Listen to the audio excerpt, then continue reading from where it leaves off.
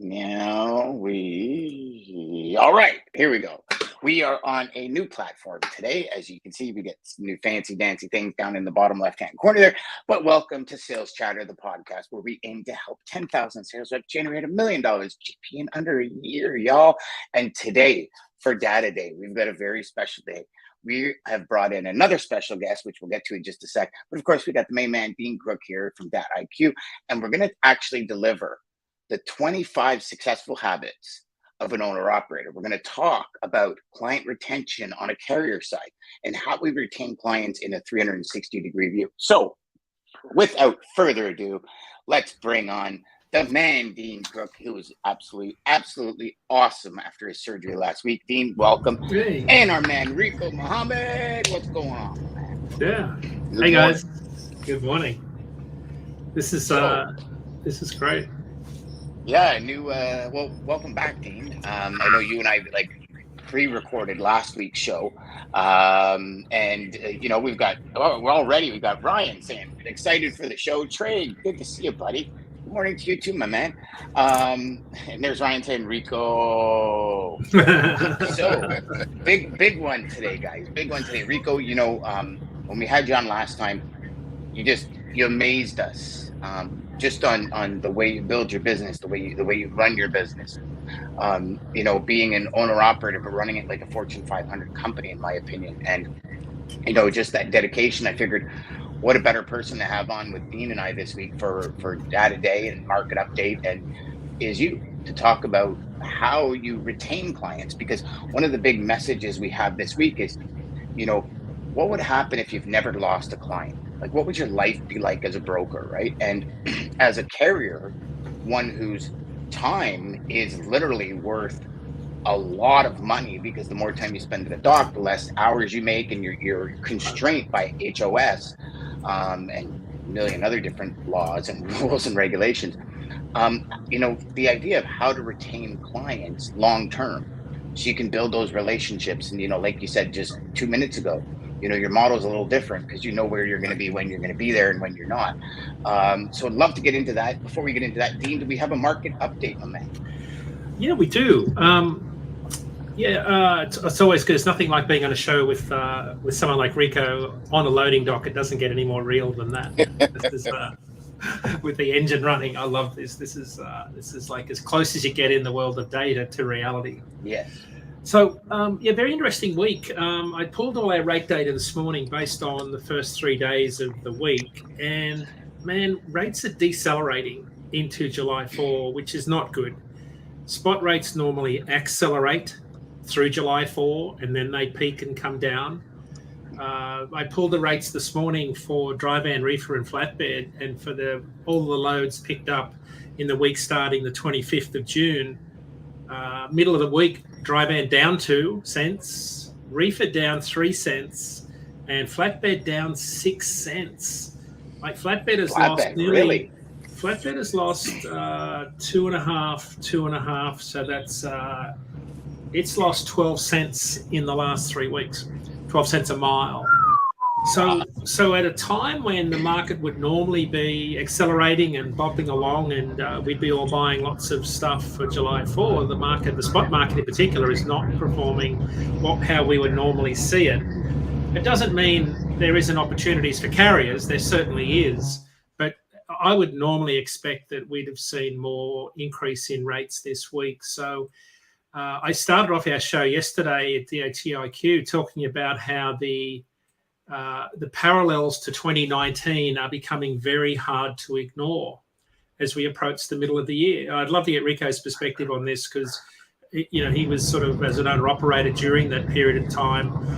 It was a tough year for a lot of carriers. Capacity was fairly loose. Rates were just slowly dropping over the course of the entire year, and we had a record number of bankruptcies in the middle of the year. So a couple of data points I'll share with you. Rates are sitting perilously close to 2019 levels, spot rates when you exclude fuel. I'll share 2 data points that really sum up this year's market, Dan.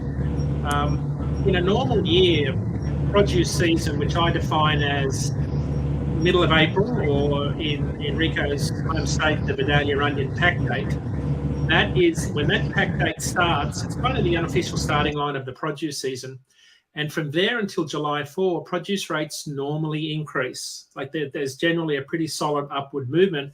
And in the period of time from the middle of April to last weekend, dry van rates go up about 13 cents a mile, right, in a normal year. This year, they've only gone up 5. All right? I've got a week to go, but as I just looked this morning, rates are going down, not up. And of course, people will say, well, why do dry van rates increase when produce season happens? It's because a lot of the produce carriers that haul dry van freight most of the year move over to the reefer market to haul higher value paying loads for produce. So dry van capacity tightens to a degree. The other data point that's worth thinking about is produce season volumes are down about 8% nationally. And in a normal year, from the middle of April to July 4, produce reefer rates increase about 18 cents a mile, 1.8 on average, 18 cents a mile up until last weekend. This year, only up 10, which kind of sums up this entire market, that what we've seen this year. There is just no momentum behind anything that's been, any of the changes in the week. They kind of go up one week and then they'll fall back the next. We saw the same thing around Memorial Day, Mother's Day. There was a similar effect. There's just no momentum behind any of the demand that's driving, volumes for truckload carriers in particular. So it appears as when you look at all of the data points on a chart that we're tracking, very closely to 2019. So does that mean we'll see the sort of cataclysmic event we saw in 2019 where we had record numbers of carriers go bankrupt and trucks at auction? No, it doesn't, because carriers have done really well in the last 3 years. Don't forget that everyone is, still fairly well off. The majority of carriers did well during the pandemic, and large carriers and small. So I think carriers in general, now I'll be generalize about this, carriers have a lot more runway to absorb a tough market this year than they did in prior years, because they've had a couple of good years of, financial, profitability. But as diesel prices come down, that allows them to hang in there longer, those carriers that are on the margins, that are in the spot markets. And that was a lot like what happened in 2019. There wasn't a massive exodus of carriers. It was just a slow exodus of carriers over the course of the entire year. In fact, we were losing capacity all the way up until March 11, when the pandemic was declared in 2020. So we were losing capacity for nearly 15 months. Had the pandemic not occurred, you can only imagine what 2020 would have looked like in the freight market. Would have been probably a pretty bad year, probably one of the worst years we could have ever imagined, worse than 2020. So that's where it this week. We've still got another 3 or 4 days of rate contributions to come in. This is the last shipping week of June. It's the last shipping week of the quarter, the last shipping week of the first half of the year. So you normally see shippers try to clear their docks of a lot more volume at the end of those time markers. And of course, it'll be a lot of shippers will want to be getting, a week off next week. So, a lot of people will be trying to get a full week next week, which means a lot of that volume will be as many days as possible. Yeah, a lot more loads will move this week. So next week, of course, I think will be one of those quiet weeks, very quiet weeks in trucking, where a 3-day week is going to be a tough grind for carriers sitting under loads over Independence Day. So that's where the market's at. I'd love to get Rico's take on that. Rico, what is your take from a dedicated side on what Dean was just talking about? What are you seeing?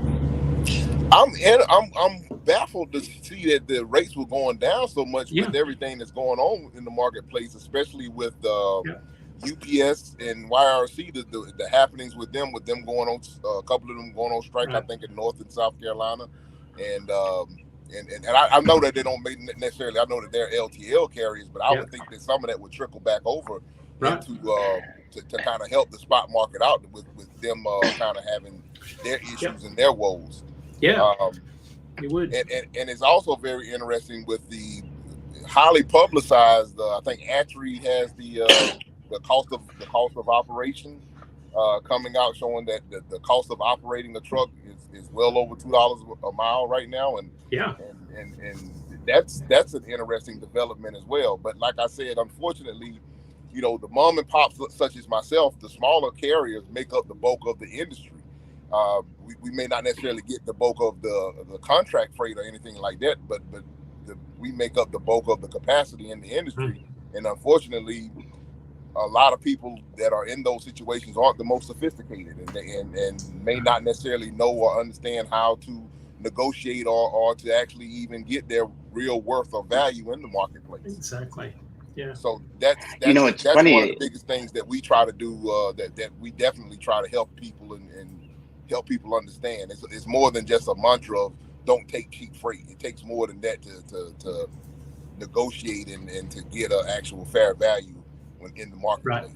Right. Yeah.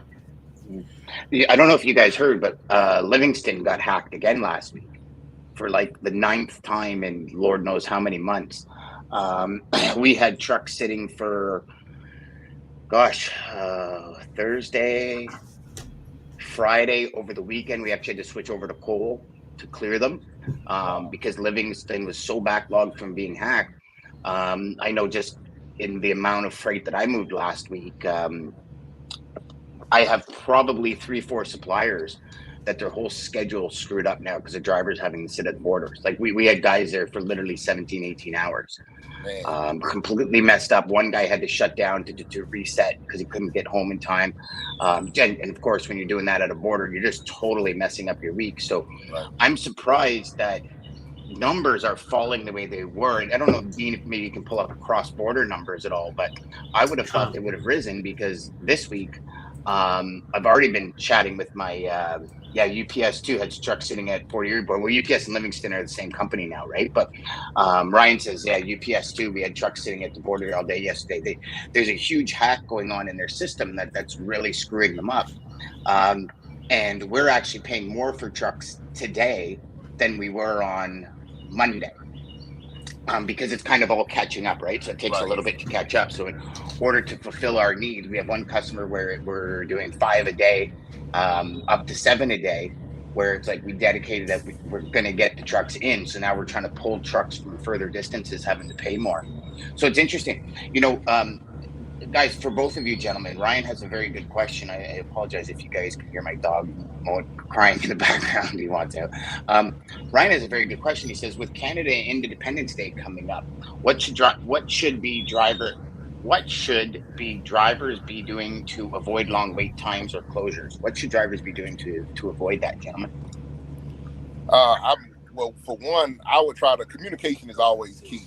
I would try to, if at all possible, communicating with, if you're working for a broker or with a broker, try to have open lines of communication with them. Try to get as much information as you can from that broker. If this is this a regular customer? How long are the wait times for getting loaded? So on and so forth. And once you know out who the consignee and the consignor are, give them a call and communicate with. Try to get a hold of the shipping departments in those areas. Try to be as proactive as possible. That's the number one thing.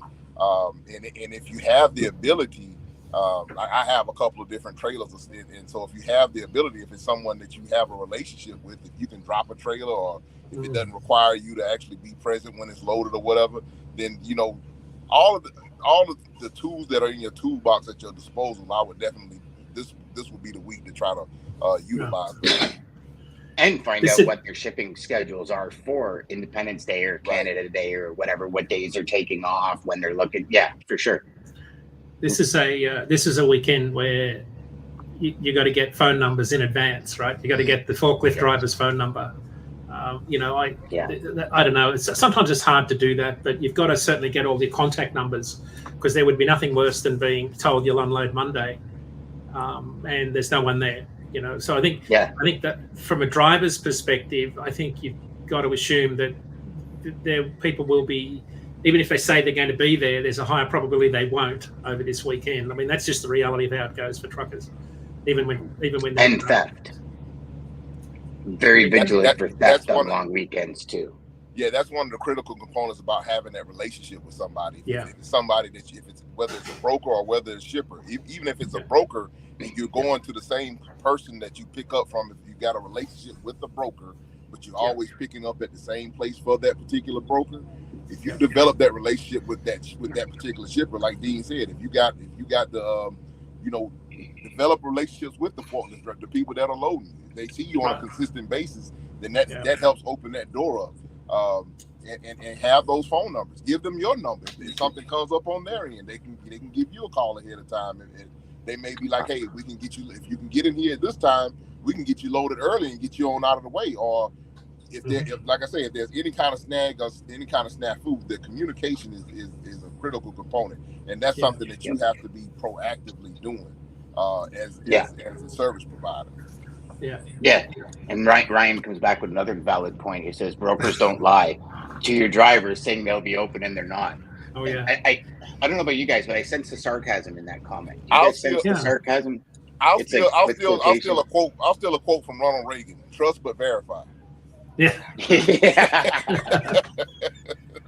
So the broker, he may not be lying. He may not genuinely know, but he's trying. He may be giving you the best knowledge that he knows at the time. And I wanted to kind of dovetail that a little bit into your topic where you was talking about retaining customers, and all of this goes in hand. How you handle your customer during a rough time. If it's something, if you screw up, if it's your fault, like take ownership and spread that and communicate that part early. If it's your fault or even if it's their fault, but the communication aspect of it is critical. And how you handle a long-time customer during a time of difficulty, they'll always remember that, especially if you handle it with integrity and that you try your best to have a solution, a real solution to help solve the problem. Not only that there is a problem, but you telling them what it is that you're doing to try to make the problem correct and right.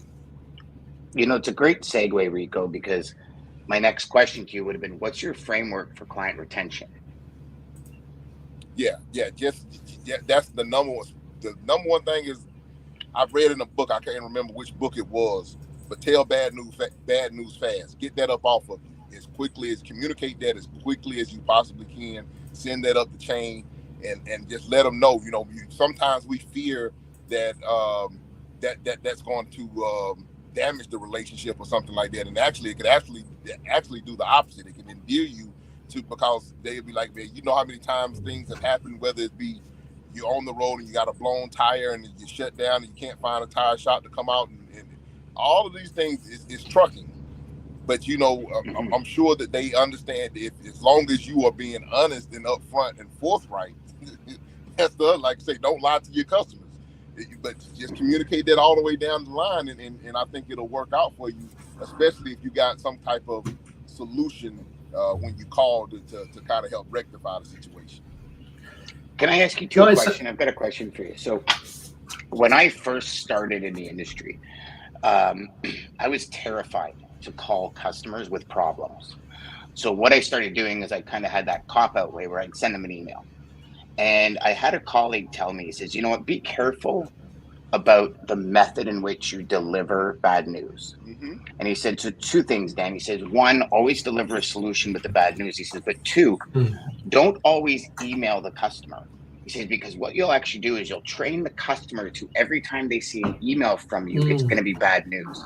He said, so, flip it around. If you're on your way to work and you have no time to phone, he says, you pull over and you send a quick email, then you get to work and you call with the solution. Or he says, like constantly change the method of the way you communicate issues and how you solve them. He says, because the last thing you want is a customer to avoid a method of communication, worrying about it being an issue, or every time seeing an email going, oh, okay, another problem. You know what I mean? So how do you guys, both you and Dean, because I know Dean, you weren't always just, sorry, let me rephrase that, because it's like one of the most important jobs in the industry. You weren't always an analyst, right? You weren't always you were a driver. You were in the trenches. You were digging the trenches. Correct. You were the Marines. So both of you, how do you manage that communication when there's problems with clients? For me, I'll go first. Pretty simple. Just never sugarcoat the bitter pill. Honest, straight, and never delay. Like, get it straight on it. Like, if there's bad news, straight away, pick up the phone. I'd never email or text. Just pick up the phone and say, "Hey, we've got a problem. Here's the problem. Here's what I'm going to do about it." So you always follow up with a solution. Like, you always, I remember our boss said to me, don't come to me with problems, come to me with solutions. Most of my clients, when I've worked with them in the trucking industry, they could handle anything if there wasn't a surprise. Like they could handle anything if we were quick, we're on the mark, we had a crisis plan, and we had a solution, and we could recover quickly. And man, you've only got to do that a couple of times, and they will trust you every single time there's bad news because you performed. But speediness is the key. Like you got to be quick off the mark, deliver the bad news, but always couch it with here's the solution. Another thing is sometimes this is a way to help endure you as well. If your customer calls you with bad news, how resourceful are you to help them solve their problem? Because it's a two-way street. Sometimes sometimes you may have the problem, and of course if it's your problem, it's your monkey. You got to fix it. You can't leave your monkey on somebody else's desk. But at the same time, the customer may have a serious problem or something like that, and that's a really great way to really endear yourself to that particular customer, because they're gonna remember in a time of need who was there to help them out. Just like when brokers, I hear this all the time when they say ain't no fun when the rabbit got the gun. When the rates are really, really bad for brokers, or I wouldn't say bad, but are high on the brokering, and when the drivers can just about name their number and they really just kind of stick it to the brokers, they remember the people that squeezed all the lemon out of squeezed all the juice out of the lemon, versus the people that were, hey, I'm going to be fair with you, and they work with you, and so on and so forth. Because and then when that table turns, hey, turnabout is fair play, and you gotta expect it on both ends. It's a delicate relationship, but if you got a customer and you enjoy that customer, be able to help them out in a time of need. Be able to find solutions. Be able to do things. Somebody may screw up. I remember an incident. Like I said, this was the benefit of having multiple trailers. I had a broker's load once on my backhaul. He screwed up on the delivery date. It was going to a Costco warehouse, and as you know, they all are appointment based. Well, he screwed up on the delivery date. It was actually for another day than the day that I was going in there to deliver.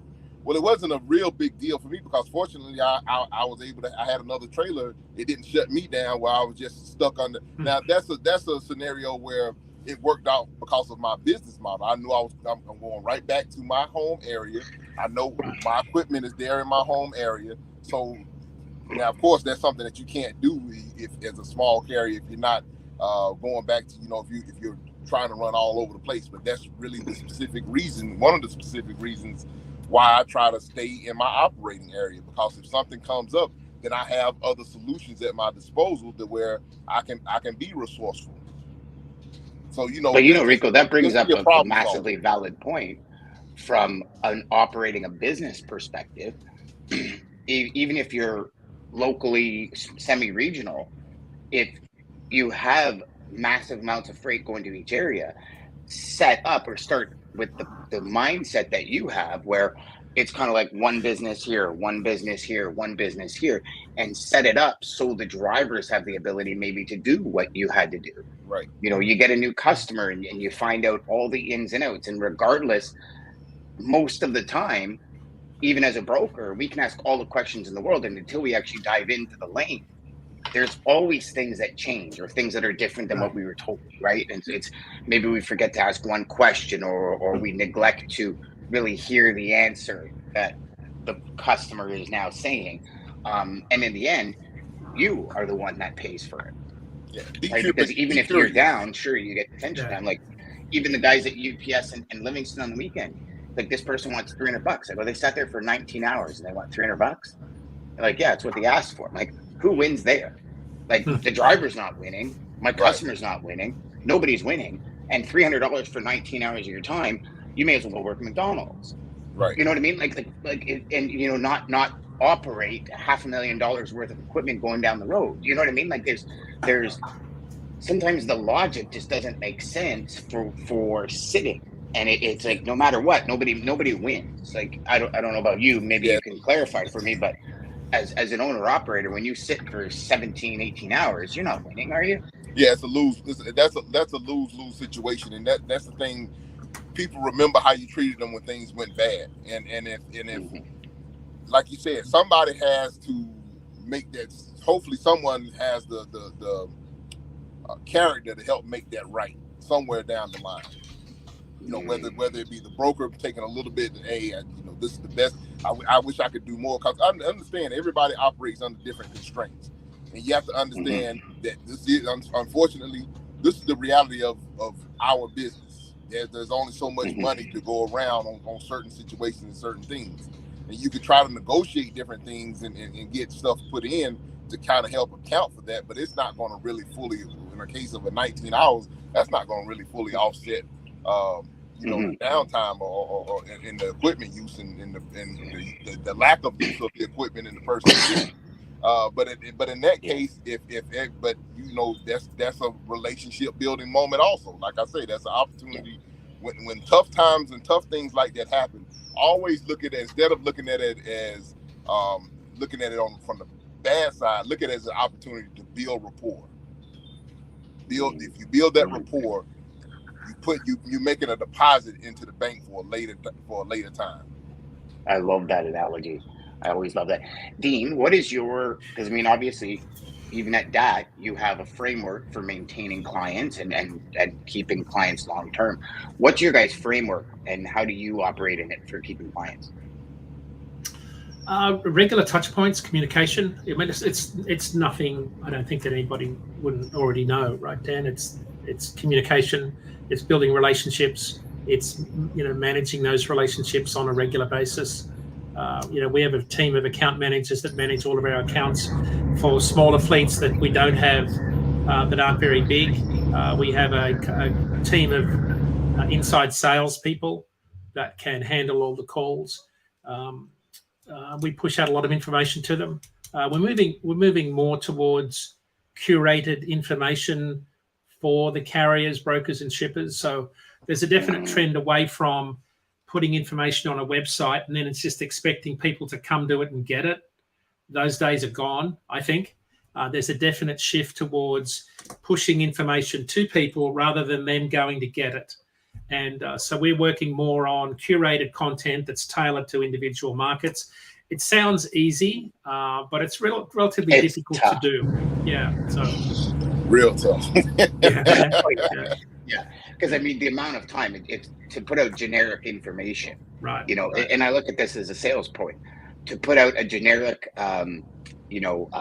company profile, to put out a generic brochure takes 2 seconds. Yeah, but to direct it towards the client needs, or in your case, Dean, the client origins, destinations, their lanes, how do you curate that information to be specific to them? That takes time, man. That takes time and effort, and that takes dedication to your long-term client retention.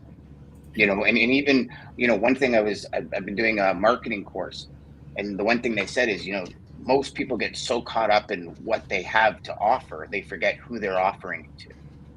And it's like, right? And it's like we sit there and we go, wow, I'm awesome at this. My company's great at this. And it's like, but you're not asking for that, are you?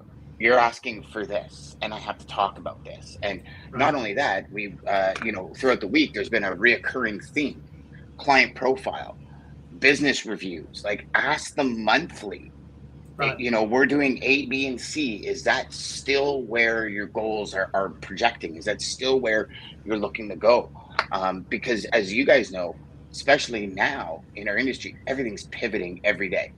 Like, as rates drop, people are going to pivot. I know carriers are going to park trucks and start brokering the freight out because it's easier, and they might make money one way and lose money the other way, and they're gonna take the best of every opportunity they have to continue to be profitable. Because the way I look at it is this, and I'd love both of your opinions. Yes, over the last couple of years, it's been very profitable, but just because of that does not mean I want to lose money this year. Right.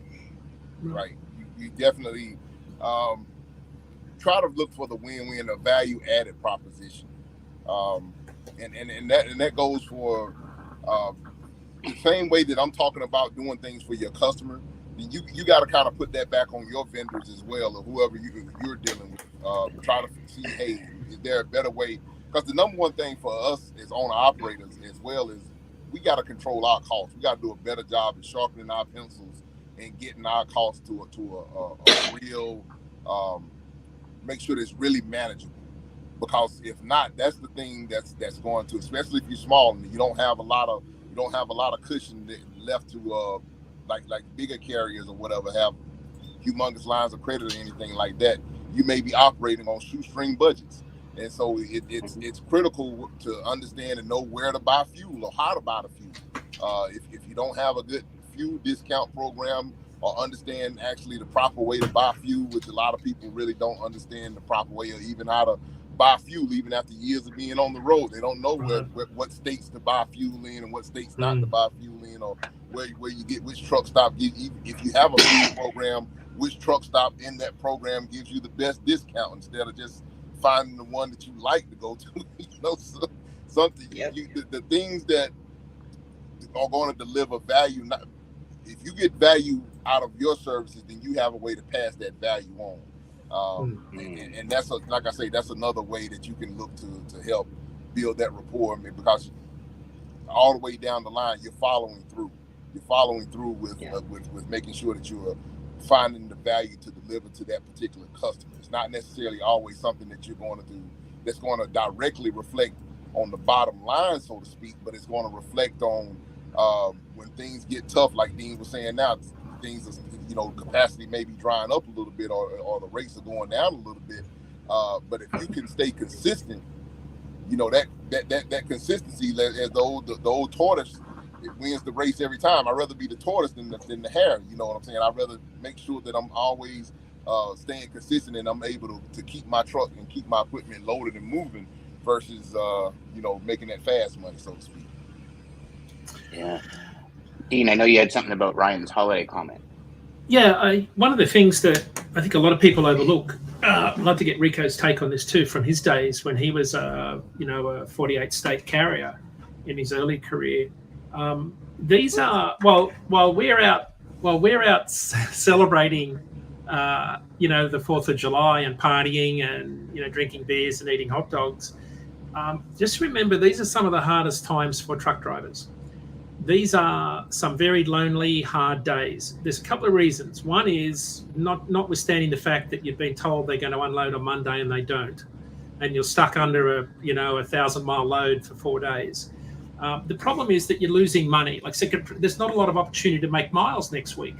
But if you're a broker, for example, and you're buying capacity, you really want to get some carriers some miles this Friday and Thursday, right? You want to get them a delivery that's cross-country next Thursday, next Wednesday to unload.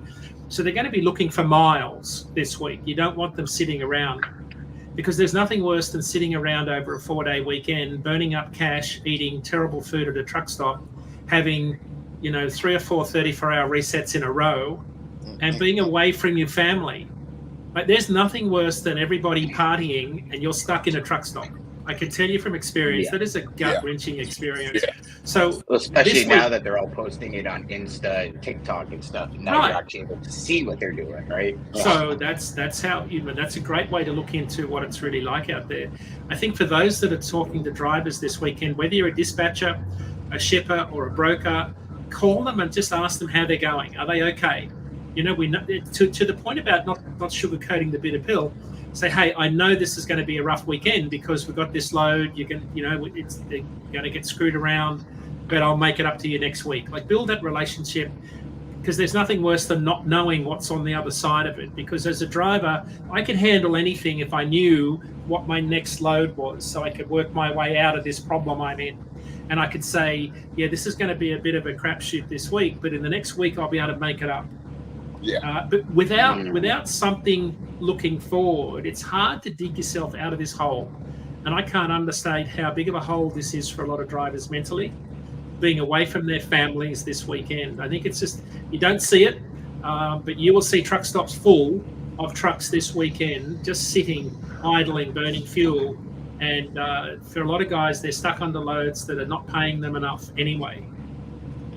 One of But one of the things that used to help me when I did run all over the place, unfortunately, I had a family or friends in a lot of different places, and so I would use that as an opportunity. If that's the case, I would use that as an opportunity to try to go see or call ahead and see if anybody. Hey, if I can crash the party or the barbecue or anything like that, you know, I try to use that as an opportunity. But you know, if that's not the case, it is mentally. I tell you, and I don't think that this gets enough. I don't think that this gets enough coverage. The driving in in transportation and the driver, the one that's actually in the seat driving, it is really a mental. It sometimes can be really mentally taxing and mentally straining. And mental health is a big thing because it is definitely this is a lonely profession. And from all of the different things, just thinking about earlier this week, I'm coming up and I got stuck in traffic. Like, man, what's going on in traffic? Well, it was a bad. 2 trucks got tangled up. Didn't look too good. I think one was an old Dominion and a pneumatic tanker or something like that. And you know, when you drive by and you see horrific accidents and stuff like that, you can't help but think about, man, that you know, that could have been me. You know, what happened, and that you know, those that going down the road, putting those miles behind you, that stuff affects you. You know, and we try to put a smile and everything to it and everything, but it really does affect you, and it's really lonely. And unless it's something that you've actually experienced and you've done, I don't think a lot of people get a full appreciation for how mentally that has an effect on you. It's hard to know, you know, what it feels. I've never done a trip by myself, but I've done a couple of team trips. When I first moved to an asset carrier, the first thing the owner said is, you got to go get your license. So I went through all the schooling, got my AZ, and we went on a few team trips together. And I'll tell you, even a team trip was lonely. Like sitting there driving for hours on end while somebody else sleeps. Listening to the radio, you know, when I first started, it was pretty cool because it was a new experience. And then going into customs and getting treated the way I got treated and watching them take people's passports by like the corner and spray Lysol on them. And I was like, what the hell? And like, just, you know, going in and chatting with the president of my company and the owner of the company. And like, I had my foot on the wall and I'm just kind of talking. And this customs agent screaming, driver, driver, driver. And of course, I'm not a driver, so I'm not paying attention to it. And comes over and he's like this in my face, screaming at me. And I'm just like, what the heck? And I'm thinking, these people keep our country moving. Like, you're talking like this to the people that get food on your table, that allow you to have a roof over your head, because you wouldn't have fucking shingles on your roof if they didn't. Like, what are you, crazy? And just the way I got treated at docks, and I don't know if it's changed over the last 20 years. Some people say it hasn't. Some people say it depends on where you go. But I came home and we assembled all of our drivers, and I was like, I am so grateful for all of you, and I'm so sorry about the way you get treated. And we were a team, and we were on the road for a week, and I was homesick like you would not believe. I wanted my bed. I was sick of being in the truck. I couldn't even imagine what the mental state of a single driver after being on the road for 2 weeks would be. Crazy. And I know we're going down kind of another man, I believe it. You always one of the things that I always found as a driver is you always want to be somewhere else, right? You're always heading in the wrong direction. It doesn't matter where you're heading; it's the wrong direction. I mean, there are days, Rico, right, where it's great, right? The scenery's great. You know, it's sunrise. There's no traffic. You know, you know you're going to be unloaded. It's a quick turn. You're going to be home early. Like, some of those days, some of those weeks are great. Don't get me wrong. There's some really good times, but most of the time, you're not where you want to be. In the truck and heading where you want to be, but just in life in general. Like, there's a lot of stuff, because there's very few jobs where you can get harassed and picked on for very little reason, just doing your job. There are very few jobs where you're on your own for so much time. I did a post on Instagram this morning and I said, name me an occupation where you spend 99.9% of your time on your own. But there's not a lot, right? And that's the life of a trucker. I want a couple of things. I want to jump in before we get out of here too. Being an owner operator, being, like I said, you talked about how the interaction is with customers, how sometimes people would treat you. A lot of that goes into, we got to do a better job with our image as far as when we're out on the road, as far as driving. Try to always go. I'm not saying you got to wear suits or a tie or nothing like that, but try to just be. I mean, I've got a T-shirt on today. It's got my company name on it and everything. But try to be clean and try to keep clean clothes in the truck. Shower. I mean, don't go into like that. Still baffles me a little bit. But truck drivers, we sometimes are a different breed. But our image, we got to be conscious of our image. Try to be as professional about our image as possible. UPS is kind of, I take UPS as being kind of like the benchmark or whatever. Because, all their drivers are uniform, so on and so forth. So I try to implement a little bit of them. I'm not maybe not to the T as UPS is, but at least I try to have something with my company name on it. Try to make sure it's clean. Make sure that I'm clean, my body's clean, and that I try to articulate myself a lot of times. And a lot of times, I don't know, I'm a bigger fella. I'm 6'4", about 330 pounds. Sometimes my size, when I'm in front of people, can intimidate people. Yeah. So I have to learn how to. This is serious. I mean, I have to learn how to, because sometimes you got a big black man standing in front of you. Yeah. So they're probably looking at you and go, I don't want to make this guy mad. I don't want to make this guy mad, man. Like he's gonna snap me in half if I make him mad. It has pros and cons to it. It has pros and cons. You bring up, so we're talking about the 25 successful habits, or we're moving into the 25 successful habits. And it's funny, just in the conversation we've had over the last 40 minutes, Rico, you've talked about understanding your cost. You talked about building your brand, right? Being professional, building that brand. Those are the first and second successful habits of an owner operator. Is knowing your cost is number one. Building your brand is number two. Number three is be curious. And number four is, we said that. Number four is have a maintenance reserve. Right. Dean shared with us about one of his friends who was upwards of $30,000 for an engine and install and all that. Yeah, it ended up being an $86,000 bill once they did the tow and everything. Yeah. When you took into account time off road and everything, it was an ISX replace. Yeah. See, somebody on LinkedIn says you're just a teddy bear. You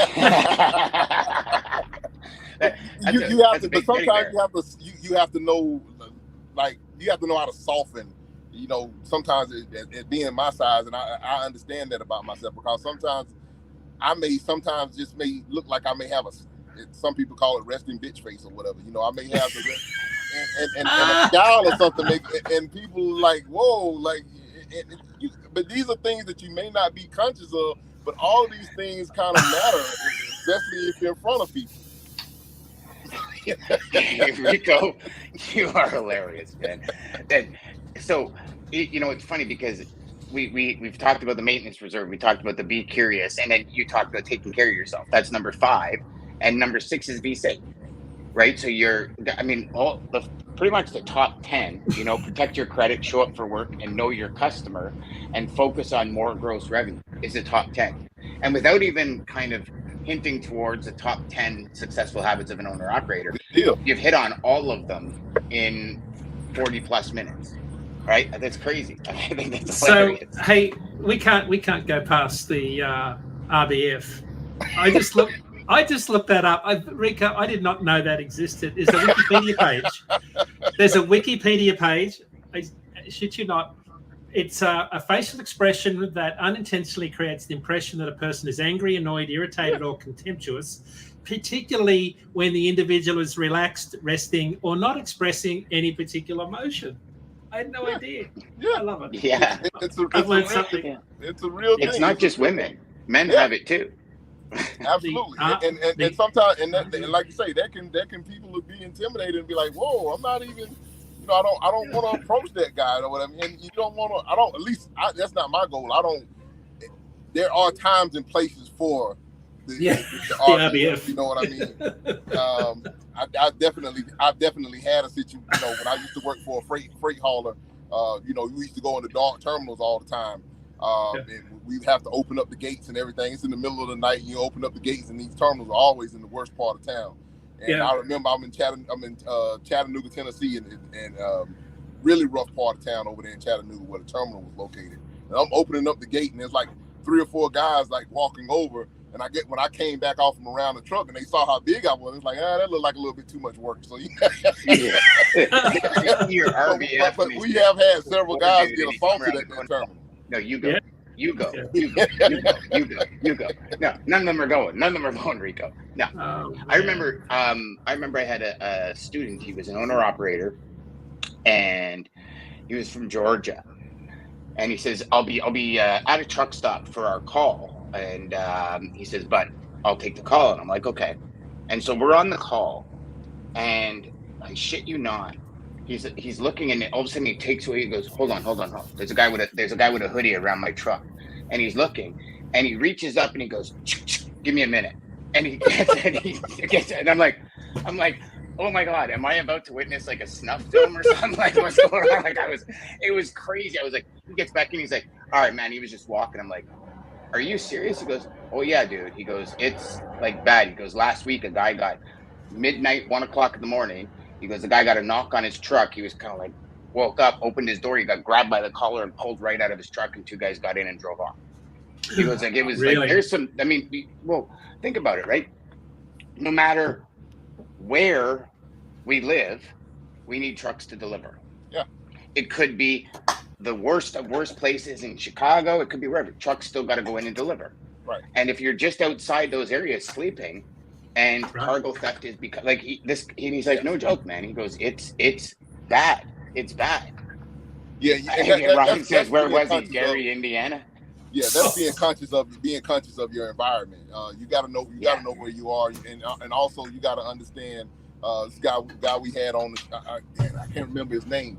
We had a cargo theft expert on the podcast before, and he talks about how organized crime, how they'll follow and tail the truck and look for the opportunity. And you gotta always be conscious of what it is that you're hauling. If you know that you're under a high value load or whatever, you want to make sure that you're taking every precaution possible. And you know, I have a transportation attorney that comes on our show, and he kind of likes to stay away from it, the whole concealed carry thing or whatever.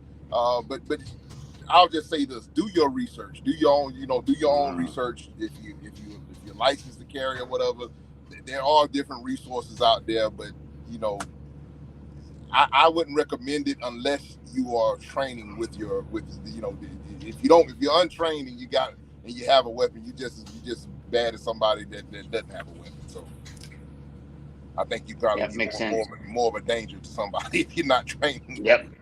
Yeah, for sure. Well, I mean, you know, unfortunately, I don't think we as an industry, the LinkedIn user said this is a big concerning topic for female drivers, and it is. Huge. It is. Huge. Yeah. Especially with human trafficking and everything, which, you know, we have campaigns for in the trucking industry talking about human trafficking, but you know, the female drivers that are out there, and that's another thing that I'll be a little bit controversial. I might get canceled, but the female drivers have to be conscious of this and beware of their social media postings, because a lot of times, you know, a lot of the female drivers, you know, they tap into their femininity or their sex appeal, so to speak, and that's not necessarily the safest thing to do if you're always out on the road by yourself in some of the rougher neighborhoods in the country. Well, when they're in the rougher neighborhood, they need to get themselves a RICO to just even park beside them, and you know, truckers against trafficking. A LinkedIn user said is the and another link just says make sure you're aware of the state laws and your carrier's policies as well, which is a very good right. There are apps and maps that you can have that you know you got on your smartphone that'll let you know, because now I'll say this part. The key to that, if you are licensed to carry, a lot of states have reciprocity rights. But if you're going through a state that doesn't have reciprocity rights and then outlaw handguns or whatever, you get caught with a weapon, you know, that might be a difficult thing to negotiate. Yeah. So you got to understand, which also, once again, it pays to have a dumbbell. I know where I'm going. I know where I'm not going. And I can understand, I can control those different variables. If you're running all over the place, that's some of the things that you can't control. Well, I mean, number 3 is be curious, right? And part of being curious, it says, is keep learning from experiences from other owner-operators, from your carrier, from mechanics, and other business people. So, Rico, I got Ryan here who says, what's an episode of Sales Chatter without the possibility of getting canceled? We're always stretching the limits here on Sales Chatter, my man. It's all good. It's all good. I love it. So, gentlemen, in wrap up, Rico, what do you got going on? What can you share with the audience? You got a special episode coming up with our main man, Mr. Snow, or what's happening? Well, of course, me and Chuck, we always every Tuesday we're taking the 4th off. We're going to be a little bit of a hiatus for the next couple of weeks. Kind of getting some more things game planned out. I want to have Hank Seaton back on, our transportation attorney. We try to have him on, and we got to get Dean back on the show as well sooner than later. But every Tuesday, other than next Tuesday. What about Ryan and Dan? You're not thinking of having Ryan and Dan on? You know what's the deal there? I'm gonna have to reciprocate this. You know what I'm saying? I gotta try to get you guys on the show as well. I might because we need a, Chuck. He stepped down over at Traffics and everything, but yes. And so he's my full-time partner in the show. But we definitely need to get some a fresher perspective as far as what's going on currently in the industry from a broker standpoint. Yeah. We had Chuck on. We had Chuck on this show, and I love Chuck. He's awesome. I've always respected that man. He runs a great ship. He very genuine individual. Regardless of the size of the company, his feet are planted, and he's awesome. Awesome. Definitely. You got a great partner there, buddy. Definitely. But that's all we got. You can follow us on the Racing Lanes podcast across all the platforms. You can follow us on Instagram, all that good stuff, and we basically try to just give you actionable information that you can put in your toolbox to help your bottom line. Nice, love it. Diener, what do you got going on, buddy? I know you're doing a little R&R from your knee surgery and all that kind of jazz. Yeah. If you had a GPS tracker on me, you'd just see me going around and around in a little circle because I ain't going anywhere. I'm lucky to get 10 feet on the walker, so it's without having a yard sale. Normally gone. Nearly went over the other day. Like it's hard because you lose all your balance and all the pain and everything. But the good news is the Tour de France starts on Saturday, which is a 28-day bike race around France. Having been there and watched it, the logistics behind the Tour de France is staggeringly impressive because there's like 120 trucks. They're owned by XPO. They used to be red trucks. If you look on the Tour de France, they're white trucks, and they'll be at the start and finish. And halfway along, you'll see a Volvo with a curtain-sided trailer and a dog trailer, and they put up all the signs and banners, and then they pull them all down when the bikes go through, and then the drivers drive to the next stage the next day. It's like a bucket list for me to do this. There's about 120 trucks that go from stage to stage to stage over the course of a month. It's the most amazing logistical feat I've ever seen. I just love watching the logistics of it because I'm not just watching the bike race. I'm watching all the guys on the side of the road and their trucks and what they do because you get a helicopter view of everything as you go in. So that's on for the next 28 days. Of course, there's work. We've got our regular DAT work. Nothing changes there. It's a little bit of a quiet season on the conference front, so there's not much going on in that regard. Are you on Tuesday on the No, we've got Tuesday off next week. We're back on the air on it's the 11th. Rico's actually on our show on the 22nd. We've got him on the 22nd of August. So he'll be on our show. We've got a full list of guests all the way through July and August. It's going to be a pretty good month. Good for you. Good for you. Well, gentlemen, thank you so much. Really appreciate we got some cargo theft this weekend. Yeah, absolutely. All of you watching and listening. Yeah, careful where you park. Be careful what you're doing for all of you brokers out there. have the conversations with your suppliers, have the conversation with your partners, have the conversations with your customers. Do not leave people hanging just because you don't want to pick up the phone or because you're busy and you're doing stuff. Make sure you take care of the people that take care of you. Right. Yep. Right. Right. Thank you so much, gentlemen. Sales Chatter, everybody. We are live on YouTube. Go over there, subscribe, hit the bell, ding, ding, ding, notifications, all that kind of jazz and good stuff. Remember that you can catch this podcast on every single podcast network. I mean, all the way from ones I've never even heard of. We've just decided to register for everywhere and figure we'll just carpet bomb the entire industry with our podcast and see what happens. Thank you very much for watching. Dean, thank you so much, man. I know it's probably pretty tough for you to sit there for an hour with your knee. But really, really appreciate it and honored and grateful that you're here. Got my ice pack. Glad to hear. I'm good. And glad to hear you're on the mend. I know you still got quite a bit of a road to go, but you're on the mend. Sure. Rico, thank you. Always a pleasure, my man. I appreciate it. Thank you again. You're going to giggle all day. All I'm going to think of is the 6'4" black man coming around the corner of a truck. It's going to make me giggle all day, buddy. But I love it. Thank you so much, gentlemen. Y'all have a great week. Happy 4th of July to both of you. Okay. Same to you, Dan.